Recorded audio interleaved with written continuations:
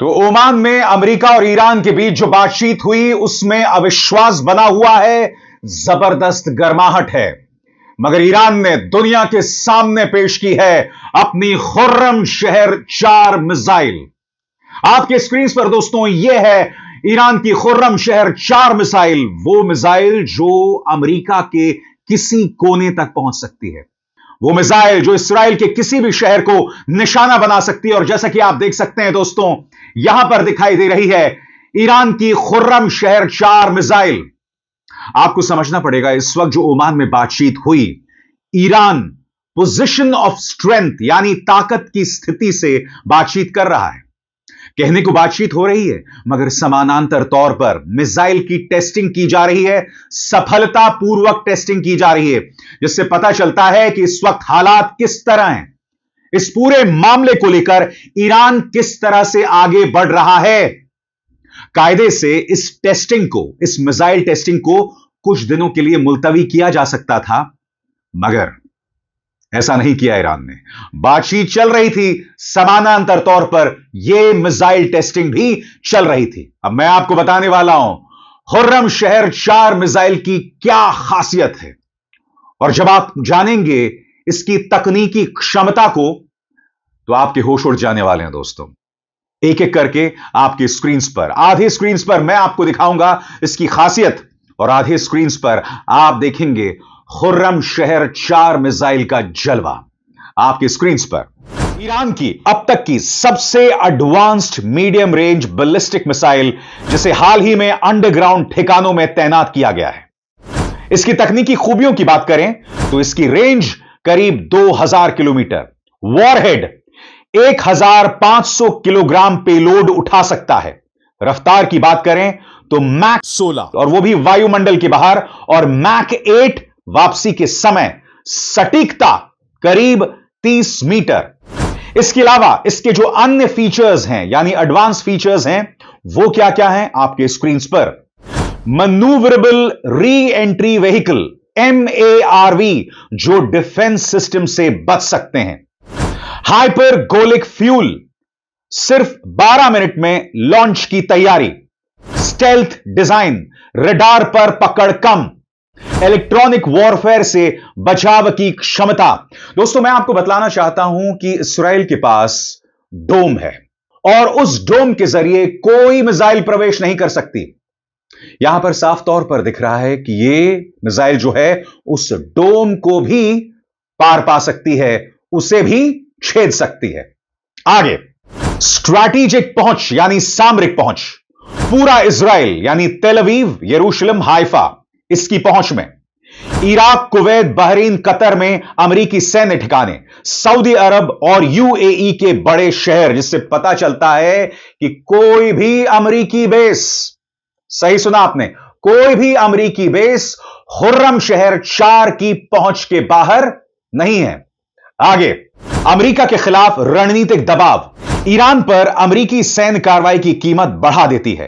अहम अमेरिकी ठिकानों को खतरा, 35,000 से ज्यादा अमेरिकी सैनिक रेंज में, अंडरग्राउंड तैनाती से सेकेंड स्ट्राइक क्षमता, हाइपरसोनिक स्पीड और MARV टेक्नोलॉजी से डिफेंस सिस्टम मुश्किल में। और अगर कूटनीतिक मायनों की बात की जाए तो ईरान की बातचीत की पोजीशन मजबूत हो सकती है।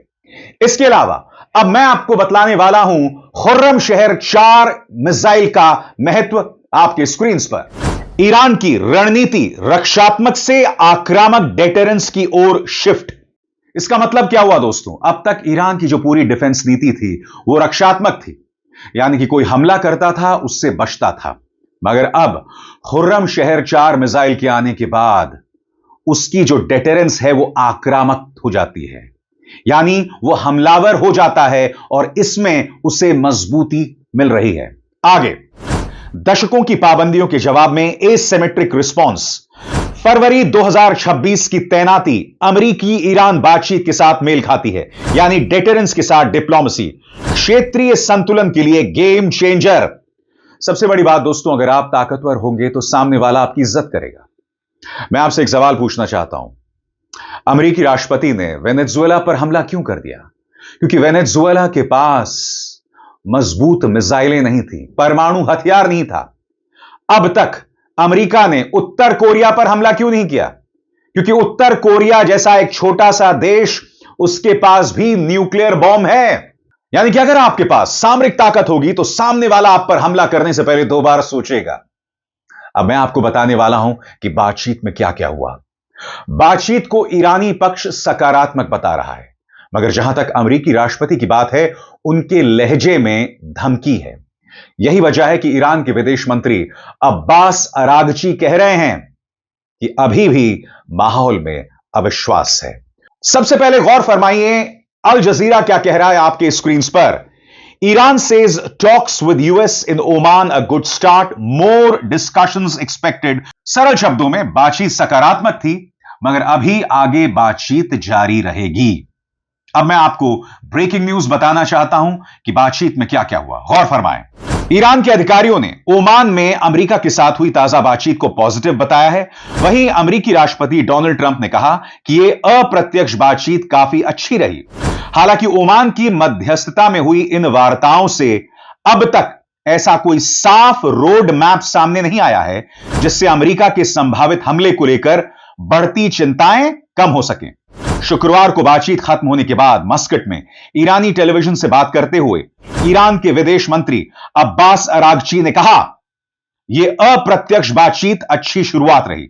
उन्होंने यह भी कहा कि आगे बातचीत के अगले दौर कैसे होंगे, इस पर फैसला राजधानियों से सलाह लेने के बाद किया जाएगा।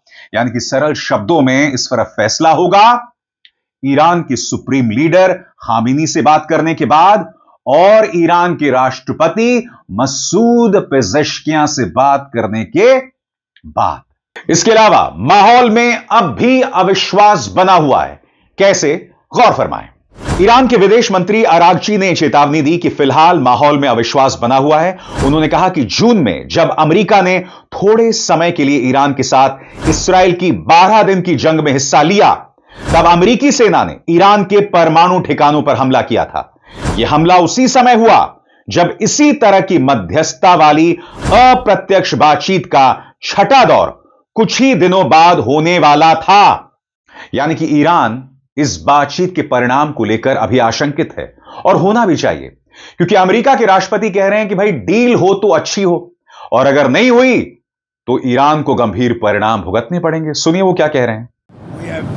Very good talks going with Iran. We have very good talks going with Russia and Ukraine. We're doing a lot of good talking, and I think we had the results today were with Iran. It was a meeting. We're going to meet again early next week, and they want to make a deal. Iran, as they should, want to make a deal. They know the consequences if they don't make a deal. The consequences are very steep. So we'll see what happens. But they had a very good meeting with a very high representative of Iran, and we'll see how it all turns out. We'll give it right scoops. See that, by the way, I'd love to see that. If we could do that, I'd love to see it. और आगे बढ़ने से पहले एक जरूरी संदेश। मेरे कार्यक्रमों के लिए आप नोटिफिकेशन का इंतजार मत कीजिए। मेरे चैनल में जाइए और खुद जाकर कार्यक्रम देखिए और रहिए अपडेटेड, क्योंकि ट्रंप के तेवर लगातार बने हुए हैं। उन्होंने और क्या क्या कहा, गौर फरमाएं।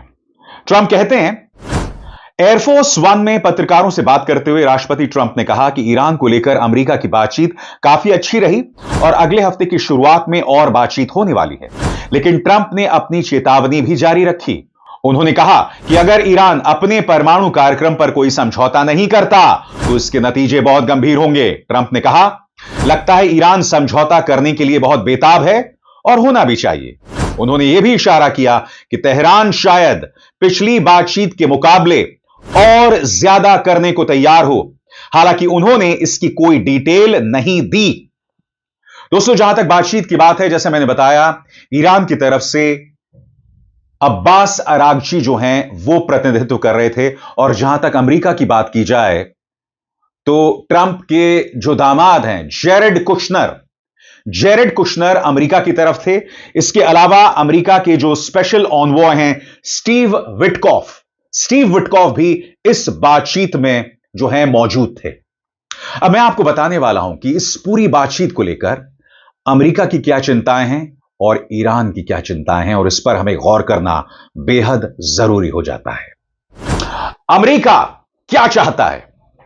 अमेरिका चाहता है कि ईरान यूरेनियम संवर्धन पूरी तरह बंद कर दे, यहां तक कि उस 3.67% के स्तर पर भी नहीं जो 2015 के बड़े परमाणु समझौते में तय हुआ था।